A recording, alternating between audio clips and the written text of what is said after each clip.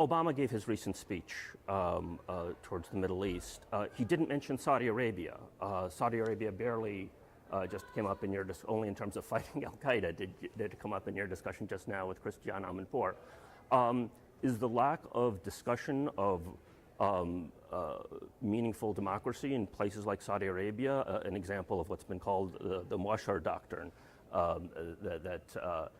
Don't worry, everything, am I getting this right? Don't worry, everything is all right. It's been coined by Chomsky, attributed to you. What's the status of, why this incredible blind spot? Can the U.S. have meaningful credibility?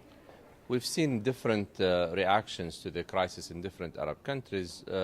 Some of them, such as in the Gulf, are trying to react to this through economic, financial means. And what I believe is that this is a political issue. This is an issue about the low level of governance that exists in many Arab countries, and that people are not going to basically accept a solution that is purely economic. There is a need to address this through a serious opening up of the system, a serious reform process.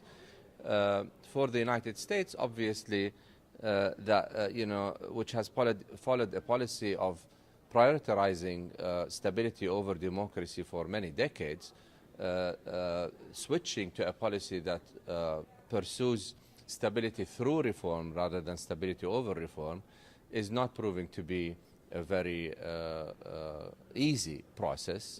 As we have seen in the relationship between the Saudis and the US, there are interests that are still involved. There is the issue of oil, the issue of Iran as well. And you're going to find more cases in the future, I think, where the issue of interest will still, probably at least in the short run, be prioritized over the issue of reform. As you know, there were protests by Palestinian refugees today, and an international flotilla of ships is headed to Gaza in June to protest the Israeli blockade. New York Times reported this week that this flotilla will include an American ship, the Audacity of Hope, 25% of the passengers of which are Jewish. The Israeli government has vowed to stop the flotilla by any means. What's your view of the flotilla, the threatened Israeli response, and should the United States attempt to ensure that the free passage of the flotilla?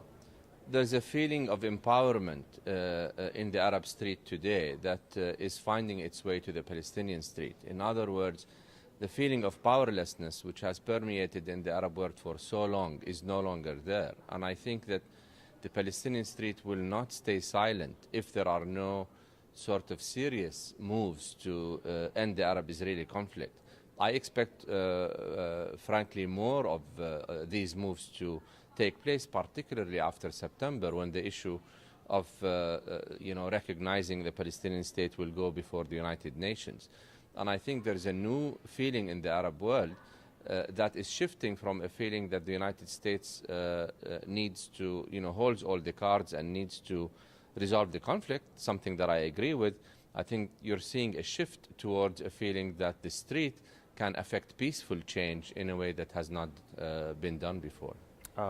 Final question. American politicians often brag about Israel being the only democracy in the Middle East and talk about their shared values and unshakable commitment. Absent such assertions in dealing with Jordan or referring to Jordan, is it because of the absence of constitutional democracy or for other reasons?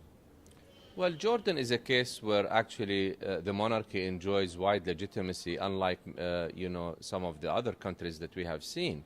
There is no one in the opposition today in Jordan calling for the overthrow of the monarchy. What is being called for is a reform of the system, including sometimes some of the monarchy's authority. And I think that in places in Jordan, which does enjoy time, the hope is that this time will be invested in a serious reform process. Jordan has taken some moves towards opening up the system. The hope that they will continue with such moves. I think the measure of seriousness that people are looking for, not just in Jordan but across the Arab world, is a process that leads to power sharing and to stronger legislative and judicial bodies. A process, in other words, that would dilute the dominant executive power that today exists in the Arab world. Thank you.